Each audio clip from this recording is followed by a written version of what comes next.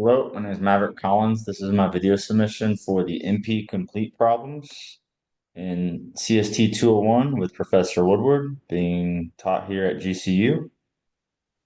And in this assignment, we were given a matrix that represented the conflicts for students who are taking lectures, hypothetically speaking, here at GCU.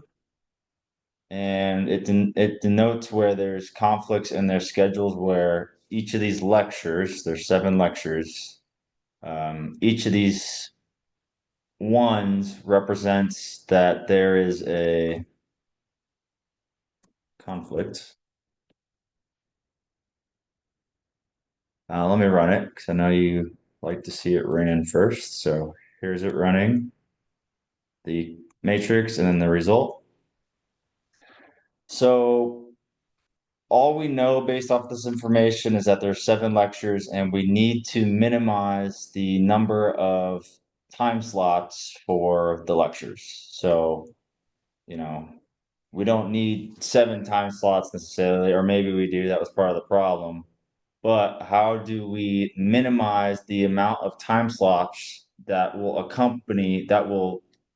eliminate all of the conflicts? So for this specific um, conflict matrix, I came up with 4 with the help of my resources here. And the minimum number of students with conflicts was 3. So there was only 3 where we couldn't get it to work out within those constraints of those 4 lecture times. Stated in the problem statement, this is a color problem, so similar to what we did for coding exercise 14. Where we colored the continental US, the 48 states. What is the minimum number of colors we need to color the map of the USA, ensuring that no color of each state is touching another color? And the result, I came up with 5, but the actual answer was 4. So hopefully this is accurate. I don't really know. I guess I'll see after this is graded. So yeah, the minimum amount of colors or lectures that we need are 4. And this color graph class uses the greedy approach that we developed in class.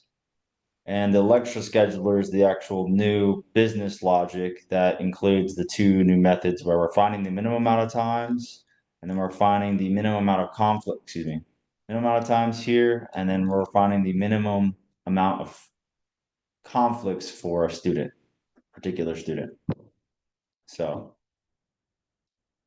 yeah, it was pretty short and sweet. Geeks for Geeks had a great example of something similar to this, except they're using halls like in a school as opposed to like lecture time slots, but very similar.